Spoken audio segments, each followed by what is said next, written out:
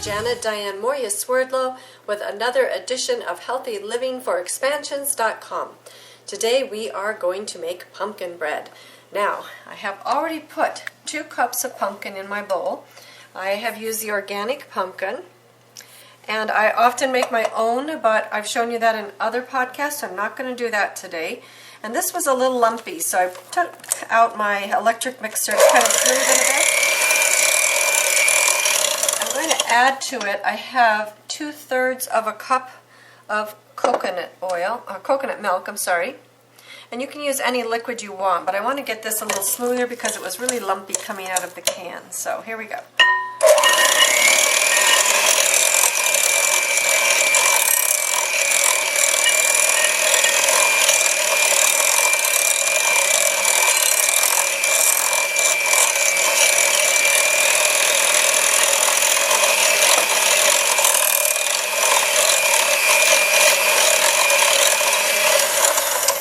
Stir this down a bit. I made a pie with it not too long ago, and the pie had little chunks of pumpkin in it. It wasn't bad, but personally I prefer just a smoother texture.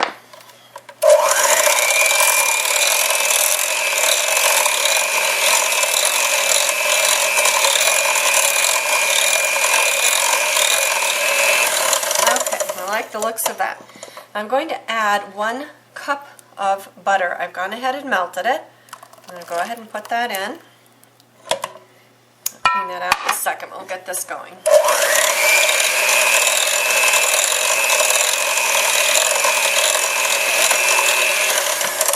There we go. So I like these kind of spatulas because I can get everything out. I don't like to waste anything if we don't have to. Now again, you can use different kinds of shortening. You could use olive oil. I've done it that way.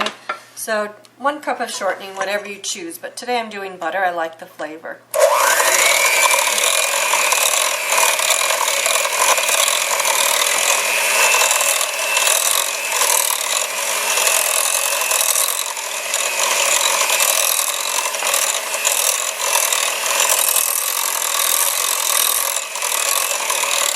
Okay, that's good. It helps to smooth out our texture. Now, the recipe originally called for 3 cups of sugar.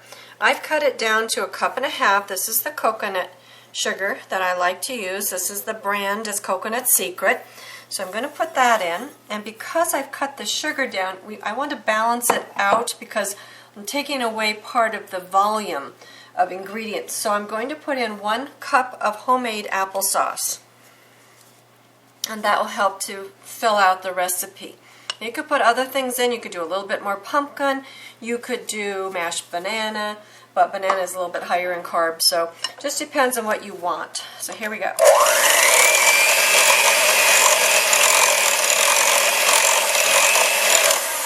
And you can do this by hand. The main reason I pulled out my mixer today was because I didn't like the looks of the texture of the pumpkin that came out of the can.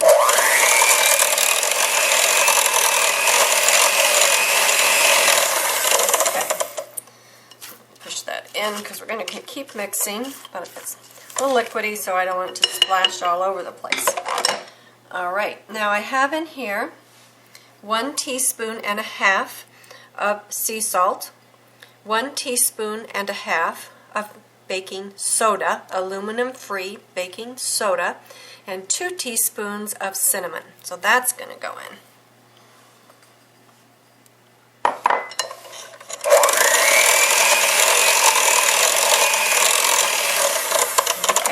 I'm going to mix it down a little bit once we get in our flour, but I don't want the liquids going all over the place.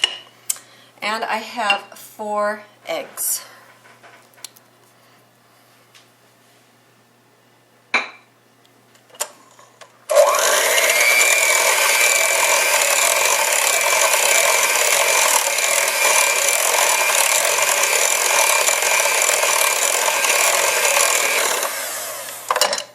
And then, last but not least, is the flour. As you know, I like very much the buckwheat and almond meal combination.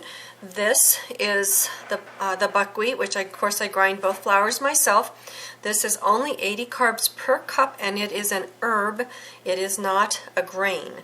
So anyway, I like the combination, and I usually get really nice results with the textures. So I've already ground them up. I have here 1.5 cups of buckwheat flour and 2 cups of the almond flour.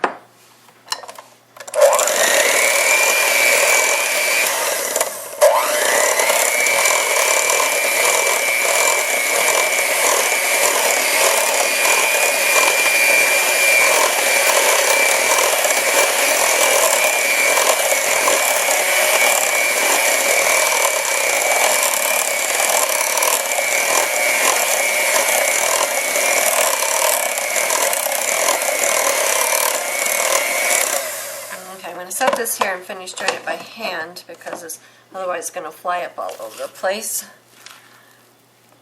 And the main thing is I wanted to get the liquid ingredients nice and smooth.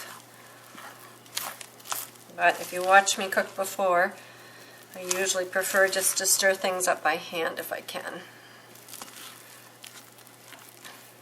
Now this is a pretty big batter. And even before it's baked, it smells really good. If you want to make it a little sweeter, you could throw in about, let's say maybe about 1/4 to 1/2 teaspoon of stevia. I have done that on occasion, depending on my mood. Okay, I'm going to unplug this and take off the remainder of the flour off of the beater here.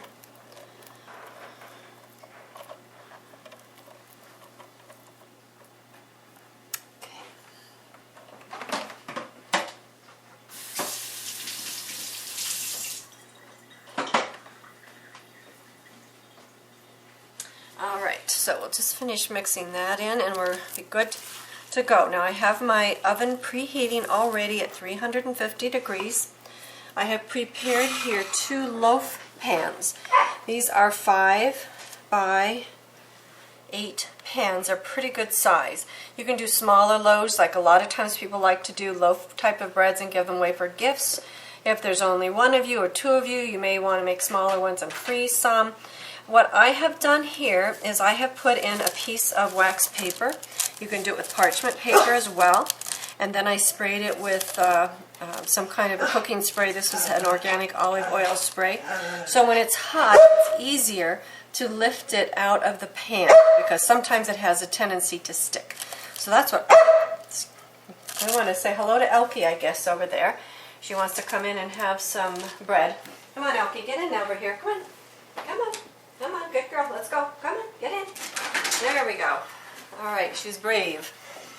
So, here we go. I'm going to start now. We want to put in about the same amount. And as I said, this is a pretty big batch of batter, and I may make some cupcakes. I'm going to see how it turns out, how much is in the pan. But I have a cupcake pan prepared, because you can also do that. But I think it's pretty good. I think it'll work. Sometimes I make a smaller loaf, but not today.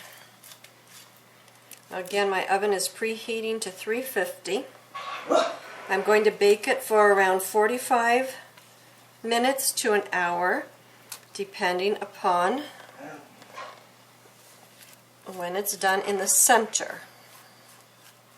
But you want to do what you can to make your loaves as even as possible so they bake approximately at the same time.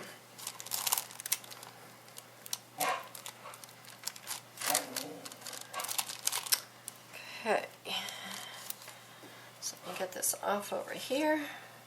And you can see it's relatively quick to do. You know, most of these things, they may take a little bit of planning, but once you get going, it's like 2 seconds and you're done, and you have such nice nutritious food to eat, share with your family and friends. It's like, why would you want to do anything else? Okay, so that's it. I put it in just like this, 350 degrees. We'll check it in about 45 minutes to an hour. Well, I'll check in 45 minutes anyway to see how it's doing. And we'll be back. Okay, I went ahead and took this out of the oven. It took about 50 minutes. You can see it's nice and springy. And if I do the toothpick test, I guess I got my toothpicks away. It's something else I needed from my oven. So But anyway, when the toothpick goes in and comes out, it's clean. And that's how, of course, you know that it's done. So, what I'm going to do is I'm going to take a spatula, kind of go here on either side. Now, it's very delicate at this point because it can easily fall apart, and it may, I don't know. But if it does fall apart on you, that's okay. These things happen. But we'll see. I have my cooling rack out. If you don't have a cooling rack, again, that's okay. So let's see if I can get them out in one piece or not, and then I'll put them up here to cool. So here we go. Okay, it lifts it out nice and easy, and then I'm going to peel this off. And then what I like to do, if it works, is tip them upside down and take it off the bottom. I don't know if you can see the steam come out or not, but it's hot, and then it goes back. So if it doesn't fall apart, to me, that's always a plus, because you never know. Put this out of the way and see if this one will cooperate. And they smell really good. And of course, you can cut them when they're hot, but it's really better if you wait. If you wait until they're cool, so they're less crumbly. It's going to be crumbly anyway because of the flour. But again, so you see the steam or not? Not really.